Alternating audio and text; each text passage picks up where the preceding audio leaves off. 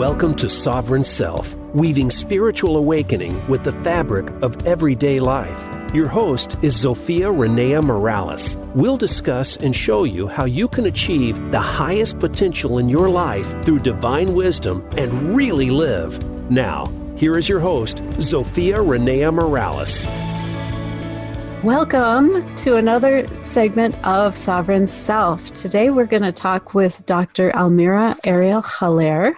She was born in France and raised in Ireland. She qualified as a medical doctor in 1994 and practiced in Dublin, covering casualty, pediatrics, and psychiatry, as well as general practice until 1998. She left medicine following a profoundly transformational spiritual opening and began to work as an intuitive healer. She set up the Center of Love and Enlightenment as a vehicle to support the ascension process and to bring in frequencies of unity consciousness. She teaches soul contract reading, light body integration training for practitioners, and teaches and developed numerous spiritual and practitioner training and workshops and tools, which you can find on her website, www.centerofloveandenlightenment.net, and center is the British spelling, CENTRE, of loveandenlightenment.net. She lives with her son in Surrey, UK. Ahlmeirah's purpose is to remind people that they are vastly multidimensional beings and reconnect them to the truth and bring in the frequencies of unconditional love through joy within the body. Welcome, Ahlmeirah. It is a pleasure to have you with us this morning. Thank you, Zofia Renea, for having me. So that's a really impressive bio that you have there. And I know people tend to be a little intimidated by that because this is kind of the completed work, so to speak, although it's never truly completed. So tell us a little bit about what that journey was like and where you started from. Well, from my perspective, it's not that intimidating. I'm a very ordinary woman, actually. And, I live an ordinary life, even though I do extraordinary things. My journey, I guess, started when I was in my teens. I developed an eating disorder. I was anorexic and bulimic. And with that, there's usually a lot of depression. So I was very depressed. And of course, I was looking for ways out of that. Mm-hmm. And so I can say directly that what got me on the path of growth was basically my own personal pain. And I know many people who are going to be listening, this is the same story. So in a way, when we look back, we can see that our own personal pain was actually very useful. It's a gift in many ways.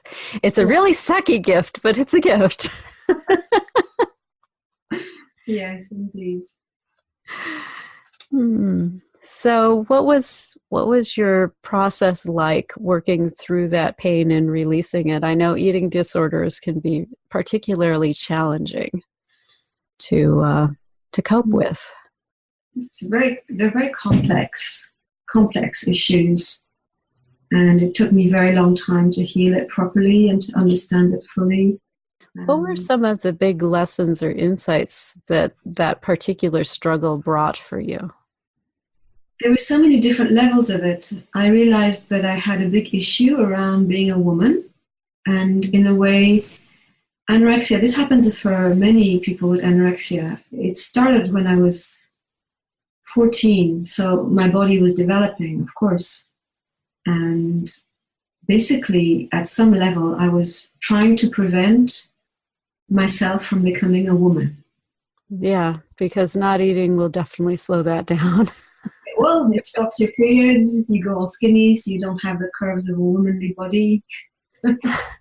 Yeah, there was a whole part that was linked to womanhood and what that meant in the modern world. And, for me.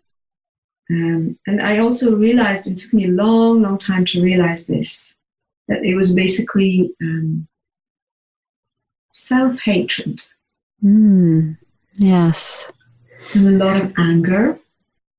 But everything was turned inwards. So, a lot of teenagers get angry and they express it outwardly. So Yes, they want to tear down society. And in my case, it was all internal. yeah. So self-destruction. And what was kind of the pivotal moment for you in that journey that kind of turned things for you? I can't really say that there was one pivotal moment. It was a series of moments or processes. Yeah? Tell me a little bit about some of those. Part of it was to do with following my inner drive, and I had a drive to help others, which is why I studied medicine. Mm-hmm. And I feel that was a very important process for me to do that. It was very difficult. Learning medicine is not an easy thing. A lot of work, and you see a lot of pain as well. But it's like I had to use all the strength inside of me. And I firmly believe that qualities are like muscles. So we all have these qualities, many of them, but they're like untrained muscles, and you have to train them to make them really strong. So in a sense, studying medicine and putting all this energy into becoming a doctor developed many qualities in me. It developed patience, it developed strength, it developed focus, it developed persistence, many qualities. And I find that if you're dealing with a lot of darkness in yourself, which is, of course, anorexia is a lot of darkness, because it can lead to ultimate self-destruction. People die.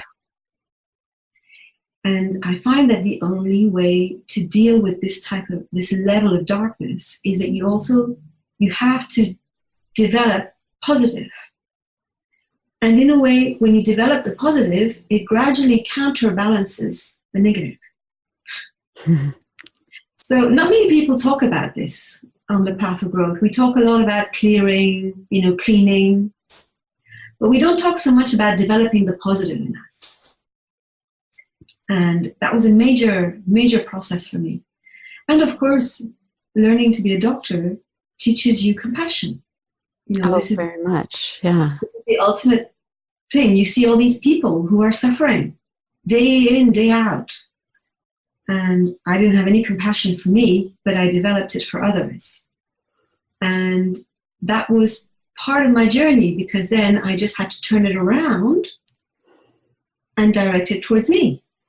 Yes, but that even in and of itself is a little bit of a trick. It can, what do I want to say?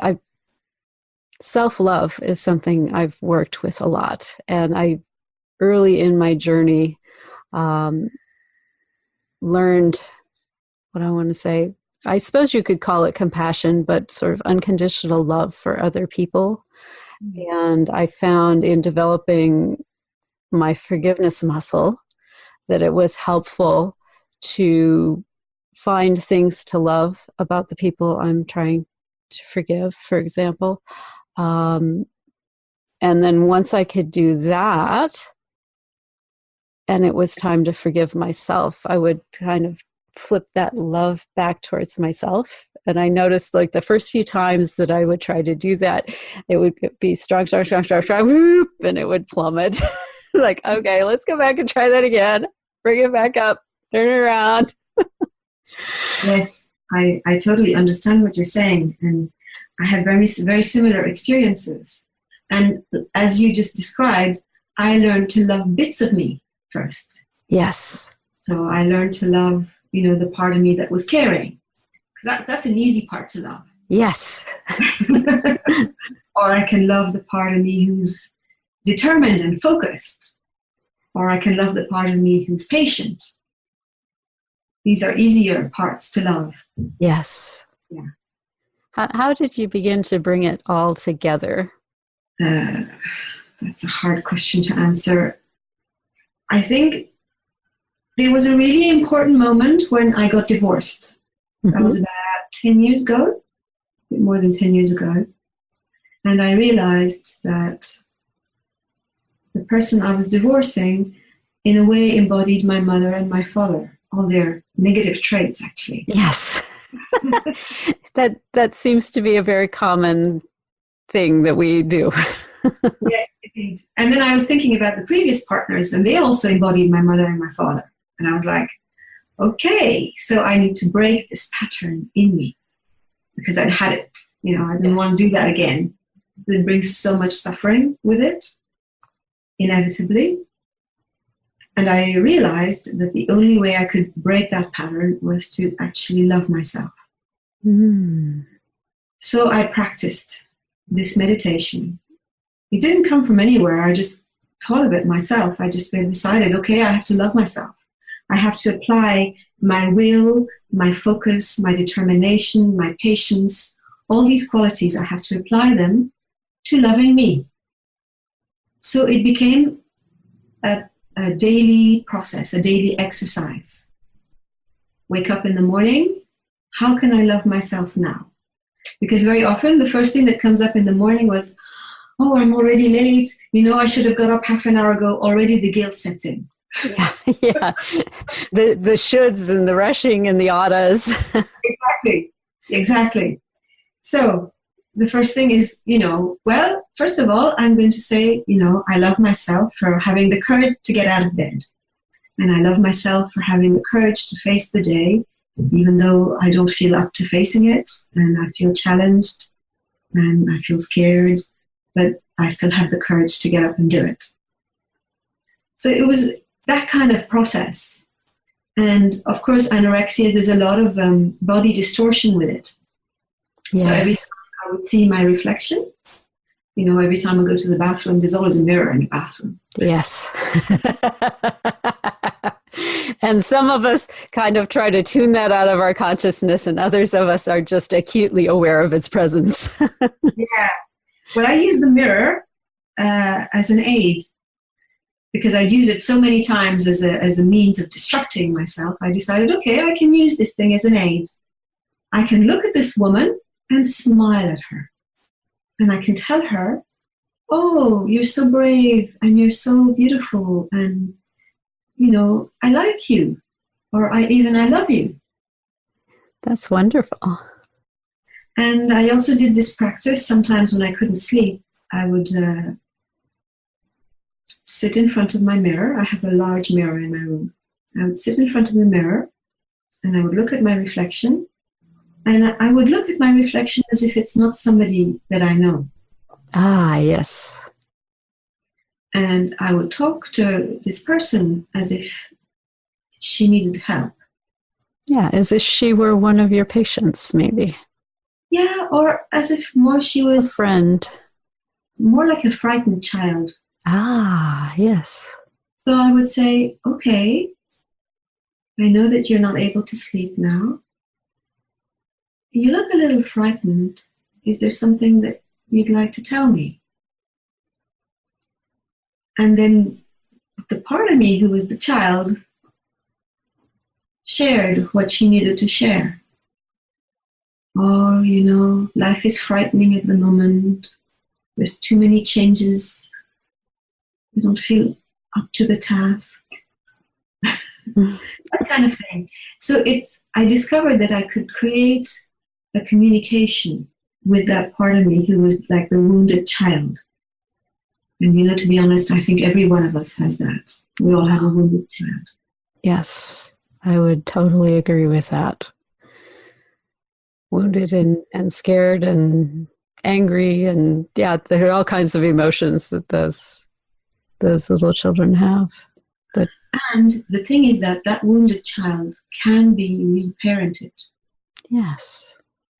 So it sounds like a weird concept, but basically the adult part of us can reparent that wounded child by giving that child reassurance, love, support, listening to the child's fears, and also giving the child space, because often we don't give the child space in our life. And the child, the child is very simple. Children like to play. They like to laugh. They like stories. Mm-hmm. They like nature. They like animals usually. Oh, yes. So it's about just giving the child space for that. So I decided also to give my child space every day. So give me an example of a way in which you concretely give your child space. Well, of course, I'm a busy adult. The busy adult is the part of me that's organized and focused and determined and all that. So all the day during that, the child is kind of hiding in the corner, waiting. But at 5 o'clock, I switch off my computer and I say, okay, what do you want to do? Very good. So maybe she says, oh, I want to go outside. Okay, let's go for a walk. And let's listen to the birds and smell the flowers and, whatever it is. Or maybe, oh, I want to go and talk to the cat and play with the cat. Whatever it is. Or maybe I want to go and play with my son. My son was much younger in those days, so he was very sweet. There's a little less of that when they get older. Oh, yes, of course. But there's many, many different ways to give space to the child. And actually, if I may make a comment about you, Sophia Renee, you've got this little curtain behind you with all these like little stars and stuff. Yeah. That's the stuff that the inner child loves. When you go shopping and go, okay, what are we going to have? It's like, woo, child in the sweet shop, Yes, my inner child is sort of a magpie of sorts. She likes sparkly things. Sparkly stuff, exactly. And I discovered also my inner child loves stories. And I didn't get a lot of stories read to me when I was a little girl. So I read stories that I enjoy, I enjoy simple stories, family stories, stories about animals, stuff like that. They don't have to be very complicated. Absolutely. Well, I'm going to put you on hold for just a moment because we're going to go have a quick commercial break and then we will be back. For all of you listeners out there in listener land, you can connect with me on Facebook at Zofia Renea, that's ZOFIARENNEA, and you can find Ahlmeirah there as well. She can be contacted under ahlmeirah.ariel.haler. That is AHLMEIRAH.ARIELLAIRE. And we'll be back from the break in just a moment.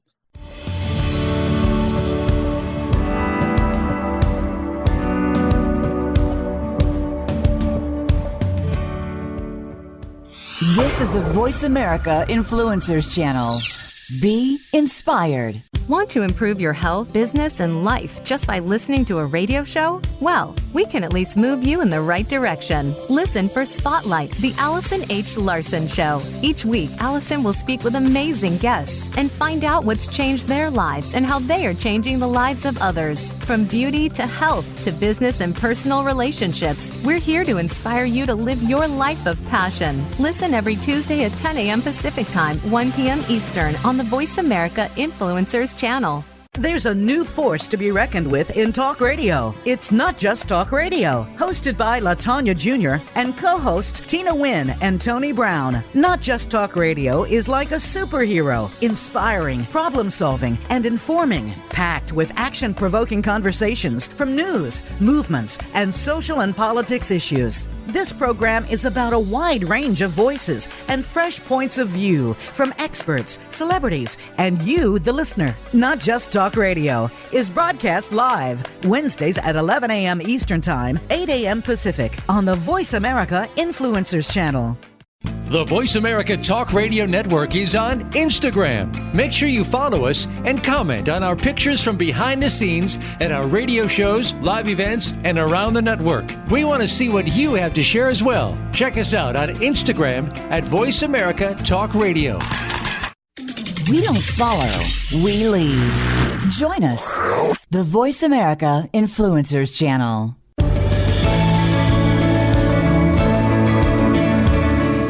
You are listening to Sovereign Self with Sophia Renea Morales. We'd love to hear from you on the show today. Call in to 1-866-472-5795. Again, that's 1-866-472-5795. Or if you'd prefer, send an email to asksophia@transformationspace.co. Now, back to Sovereign Self. And we're back. Thank you for staying with us through the break. We're here talking to Ahlmeirah Haller about her journey from physician to actual energy healer. And we had been talking about nurturing our inner children before we went to the break, as that's been an important part of her journey. And sort of picking up on that, I know on many journeys there are setbacks that occur, and eating disorders, I know, are particularly full of pitfalls, because every time a mealtime rolls around, there are a lot of choices that have to be made about what steps you're taking next on the journey. How do you cope with the setbacks, the moments where you maybe didn't make the best choice or are having struggles that particular day in caring for yourself? The same as I was saying earlier, just to love myself. Mm-hmm. So not just loving myself for succeeding, but also just loving myself. Even if I didn't succeed in everything I wanted to do that day, I could still say, well done for trying. Yeah. Good job. Good job. Nice try. Yeah. Yeah. There's a lot to be said for being gentle with yourself around setbacks. The thing is, we all have an inner judge. It's part of the ego. And that judge is often very strongly developed, probably because our parents' judge is also strongly developed, and so on and so forth. And often the judge also has a stick. As judges tend to have, yes. So the thing is that the judge, in many ways, it has its purpose, because it's the voice of our conscience also. So if we do something bad, we make a mistake, we have that little voice saying, that wasn't amazing, But I think it's very important to lay down the stick, just to be more gentle.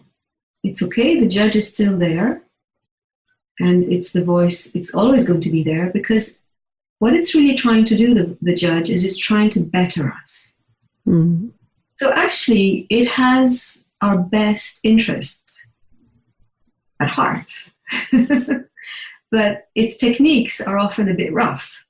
Yes, and perhaps a bit misinformed. I know with my own ego, I started working with it almost like an enthusiastic, well-meaning, but poorly trained employee.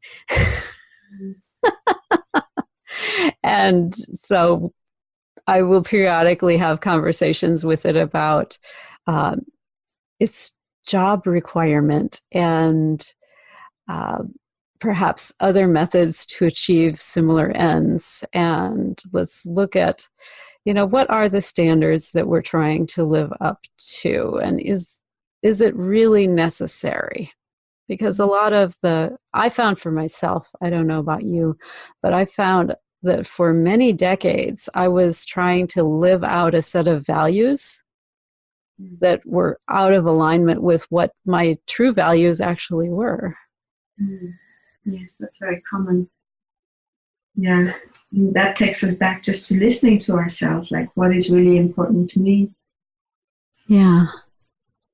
One of the tools that I've been using for 20 years is I keep a diary. Mm. And I think it's an amazing tool. It's free, where you just need a little pen and a paper, a little notebook. Yeah, it's relatively free, inexpensive. Anyway, as tools go. And it's very helpful for clarifying what's important for you. And we're constantly faced with pressures from the outside world about how to behave, what to do. Even as a healer, there's always this pressure to promote myself even more and to get out there more and be up there with the Twitter and the Facebook and this and that. And it's like, well, why? I ask my question to myself, well, why? Why do I have to do all that? Does it feel like fun? It's a good question to ask ourselves. Does it feel like fun? Yes. Because a lot of the time, it doesn't feel like fun. I mean, it depends what kind of person you are. Personally, I find Facebook overwhelming and dispersing. The energy is very distracted. Mm-hmm. Other people love Facebook. For them, it's a platform for self-expression. That's great. We're all different, thank God. But I think it's very useful to figure out, what is really important to me and what does resonate with me? And then to stay true to that. Yeah. And not betray ourselves by going down an avenue which actually doesn't correspond to our own personal set of truths. Yeah. So just to back up a little bit, because we've used the word several times, ego, it's probably worthwhile to ask the question, what is ego to you when you use that word? There's been books written about the ego, so I'm going to give a really simple definition. I understand the ego as basically a bunch of programs which create a kind of persona, which act as a kind of shell. And the purpose of this shell is to protect the vulnerable part of us. And all of these programs and that shell are hinging on many, many wounds. So, for example, the basic wounds of not having received all the love we needed as a child, not having been heard, not having been listened to, not feeling like we matter. All of these are really basic, and most of humanity, I would say nearly all of humanity, has some wounds in that area. Mostly it's not our parents' fault. They always do their best. It's just they didn't receive the love they needed either. Yeah. So it just goes down the generations, It's not about pointing the finger and saying, oh, mommy and daddy did a bad job. It's that everyone does the best they can with the tools that they have. Exactly. And so this what I call shell is designed to protect that vulnerable part of us. So that's, for example, that's why we react. We react with anger because we're trying to protect. Yes, because somebody's touched one of our triggers.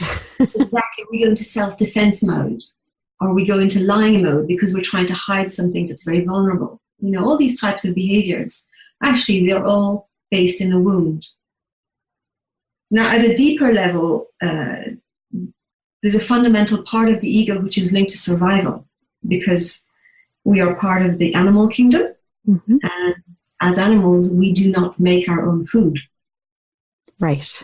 Plants. So we actually have to go outside of ourselves and find something that we can ingest. Mm-hmm. So part of the ego is this fundamental fear around survival.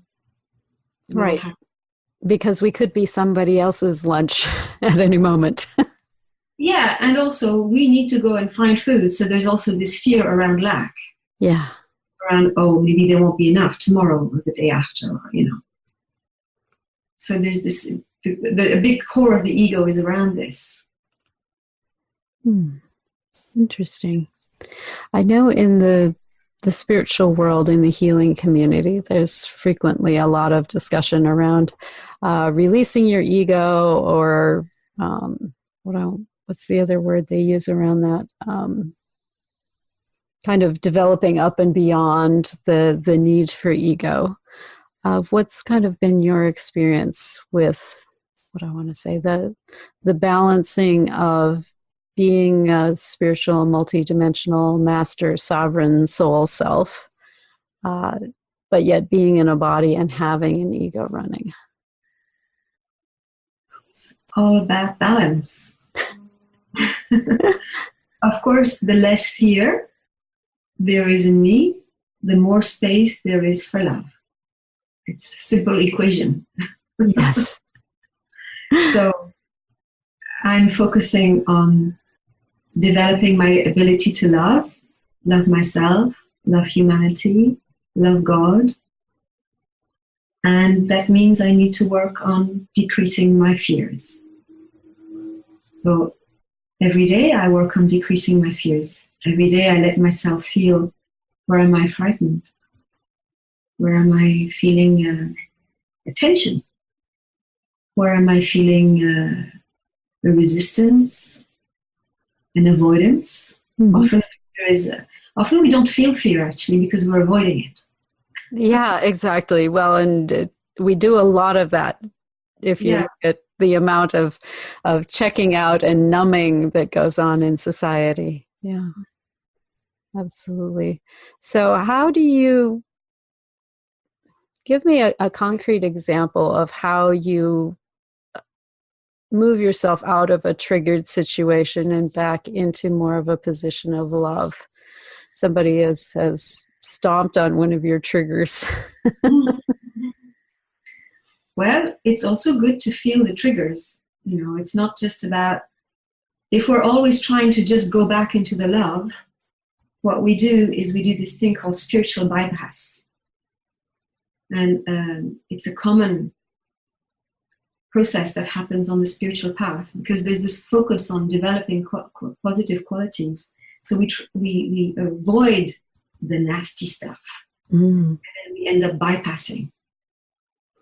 So often it's actually good to really feel in the body, because emotions are intimately linked with our physical body. It's often good to feel in the physical body. Okay, well, what is this emotion?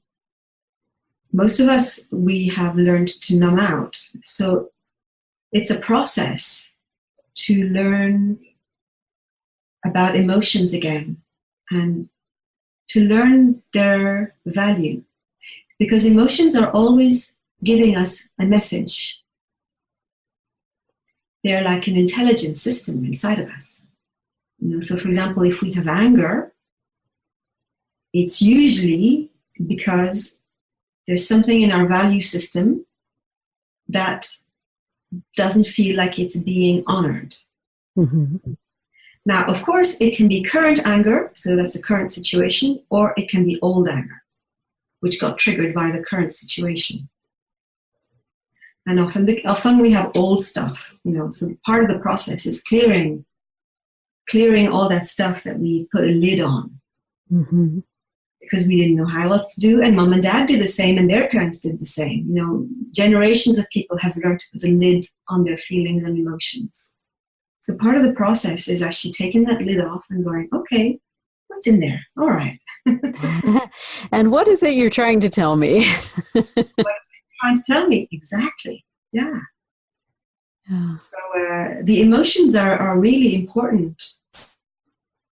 It's not just to feel them, to heal them, because of course you can feel them and then heal them, but it's also to feel them and find out, well, what is the message this emotion is trying to give me? Mm-hmm. Yeah, because they'll kind of act like breadcrumbs along your path. Yes, exactly. It can be very tricky. So in my 20s, I was working with a healer, and he was a very important person because it was in one of his groups that I had my first, I could say, spiritual opening. So his presence, in a way, held the space for this opening. So of course, he was a very important person for me, and I valued him greatly and I had huge respect. But then later on, I realized that, okay, he was this amazing healer, but he was also not fully healed. Okay. I'm going to pause you right here, and we're going to pick this story up after we've returned from the break. So everybody stay with us to get the end of this story. Thank you. We'll see you in a bit.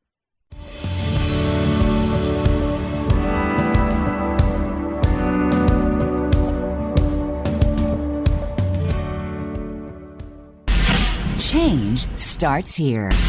Change starts now. Join us, the Voice America Influencers Channel.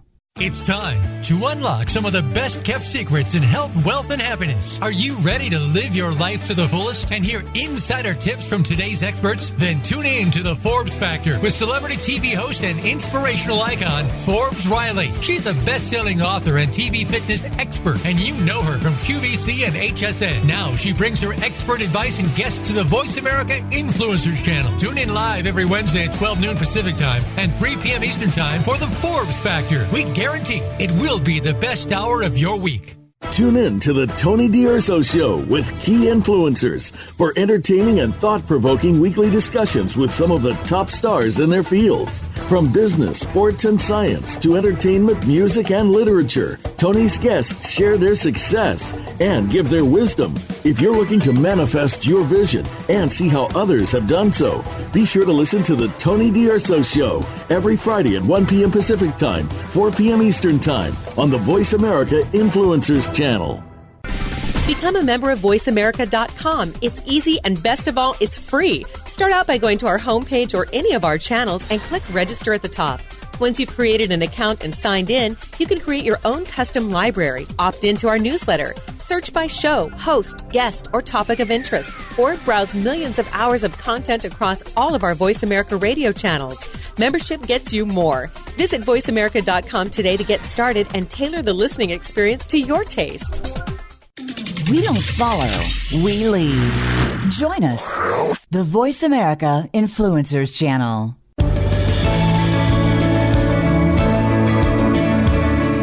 You are listening to Sovereign Self with Sophia Renea Morales. We'd love to hear from you on the show today. Call in to 1-866-472-5795. Again, that's 1-866-472-5795. Or if you'd prefer, send an email to asksophia@transformationspace.co. Now, back to Sovereign Self. And we're back. Thank you for staying with us through the break. We're here talking to Dr. Ahlmeirah Haller about her path through eating disorders and into spiritual awakening and her path as a healer. So you were telling us a story before we went to break about having a teacher who had not processed all of his stuff and who was not on his own healing journey any longer. So why don't you pick that back up for us and tell us how that played out? So it was a long process for me to realize, because basically he manipulated me to do certain things, and my guidance system felt that it was wrong. I could feel it in my body. I could feel this is not right. But my head was going, but he knows more than you. He's more advanced than you. He's 20 years ahead of you on the path. So what's this going on? So initially I mistrusted myself, which is often the case. And it caused a lot of pain for me, of course. And I got deeper actually into this mess. Oh, yeah. Because that's what happens when you mistrust yourself. And eventually I realized that I needed to absolutely trust myself, even though he was more advanced than me, etc., etc. So this was like a leap of faith for me. And I guess it was one of those decisive moments where I realized that I have to listen to my inner voice. Yes. Let me ask you, because this is far more common than it is uncommon, actually, to have teachers like that What were some of the red flags for you that it was like, he's not looking out for my highest and best interests here? What were some of the manipulation things that you saw?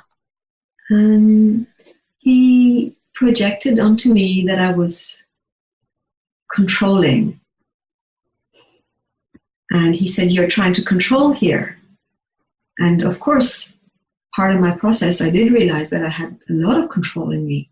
Anorexia is unbelievably controlling. Yes. So I couldn't deny that, yes, there was control, But there's a difference between the controller and the part in me who's actually intelligent and saying, actually, that's my boundary. Mm-hmm. So because he knew what I was going through, what I'd gone through, he manipulated me around my own process.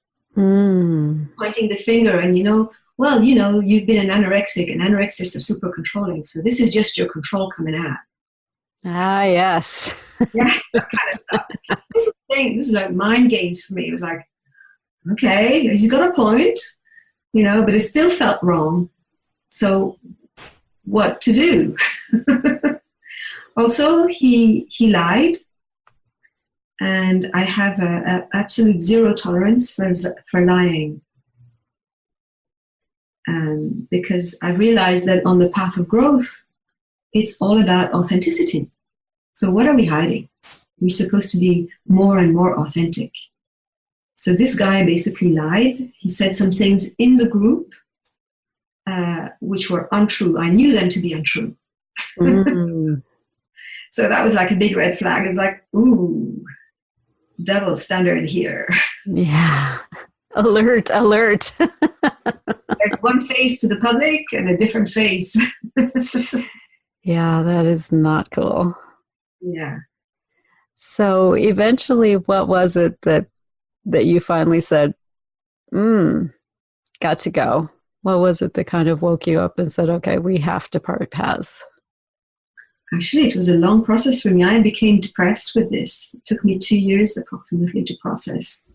And I was basically severely disempowered by him. And then I had another spiritual experience.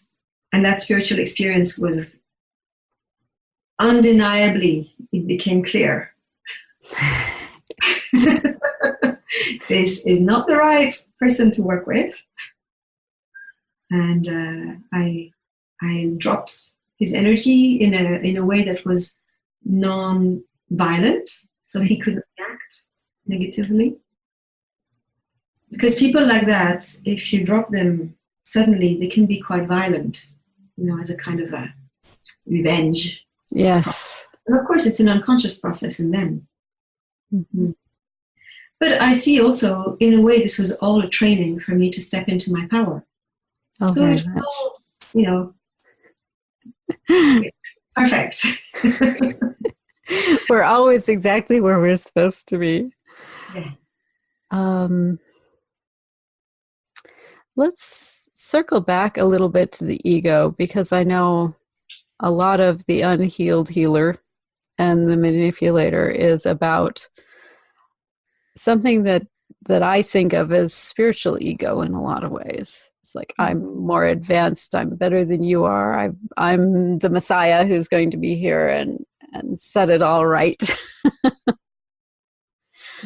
So how do we know when that kind of spiritual ego has kicked in? How do we know when it's put on the clothes of high-mindedness? It's very easy to spot whenever we feel superior to others.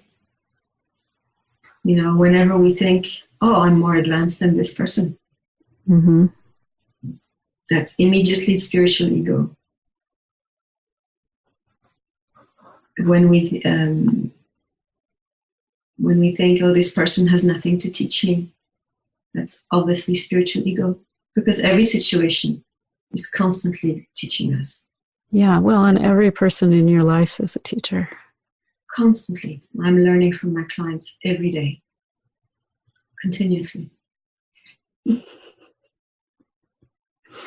I think it's a very dangerous place, actually, the spiritual ego, and it's very common in healers and teachers on the path of growth. And to be honest with you, the only if you put yourself on a pedestal, the only way to go is to fall. Yeah. Off that pedestal. So it's actually a really good idea not to put yourself up there, because you're in for a nasty fall.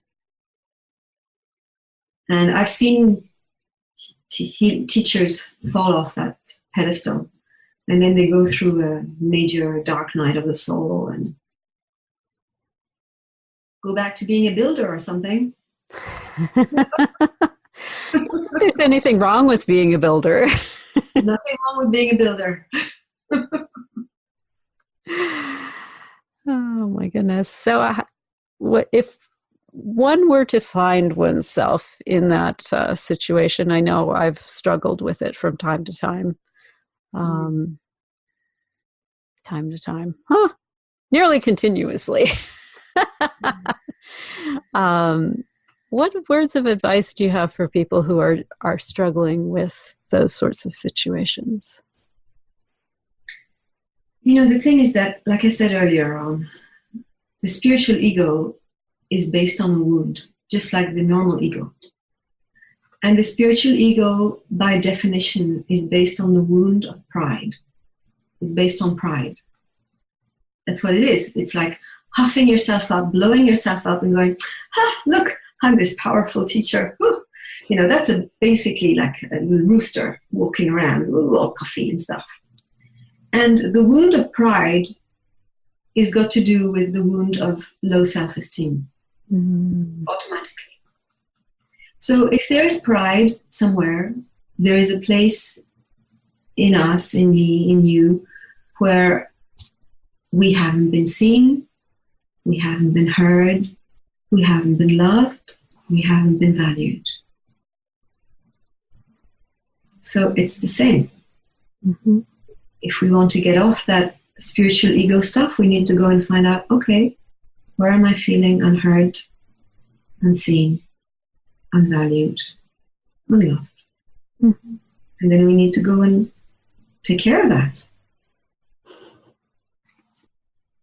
I know I've spent a great deal of my healing process working through self-esteem issues. I know you've struggled with that issue yourself.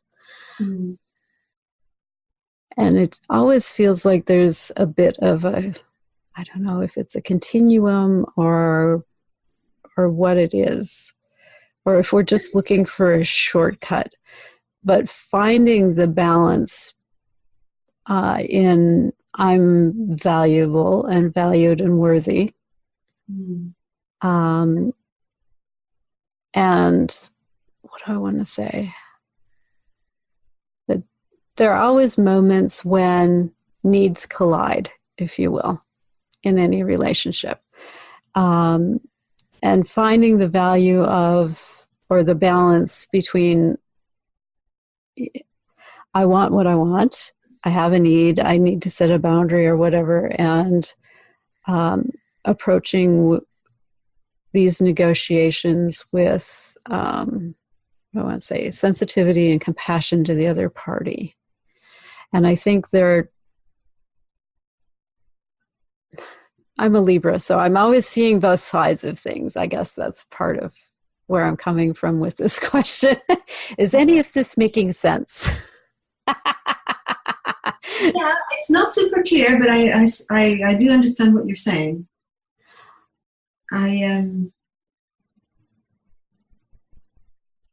It's a good question, and it's a very tricky situation. I know exactly what you're saying. The trick, well, there's no trick actually.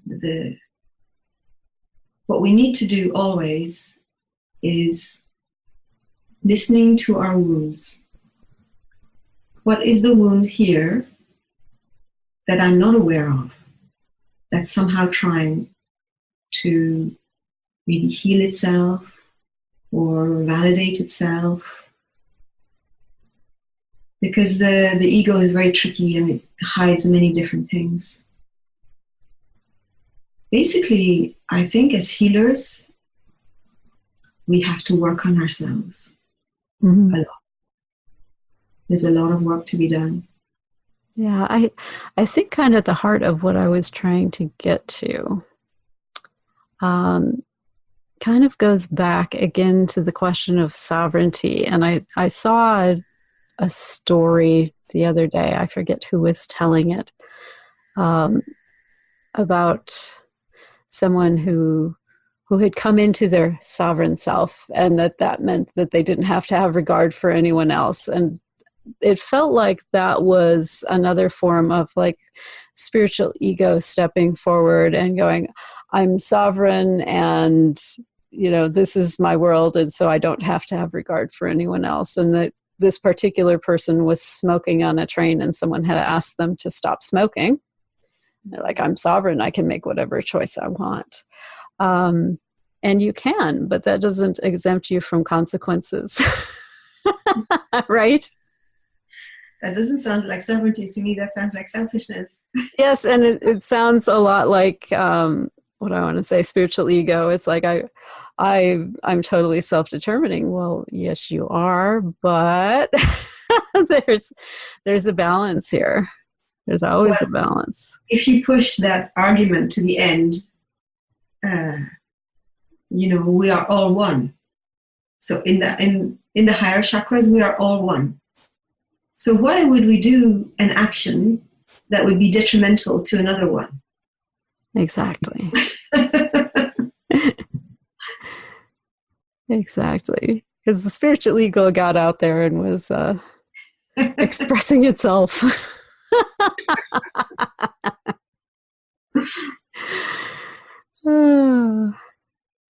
So how do we go about giving the ego less power?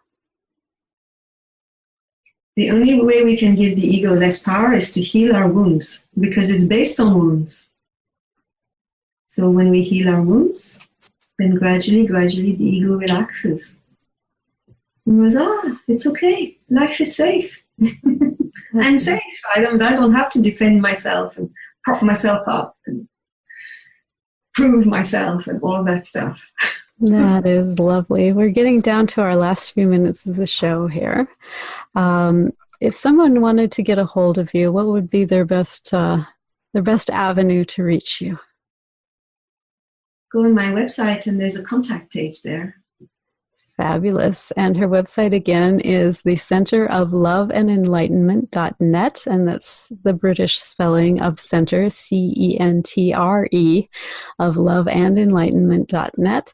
Thank you so much for being with us today and enjoying our exploration of all things egoic and wounded. And until next week, go out and live soul first.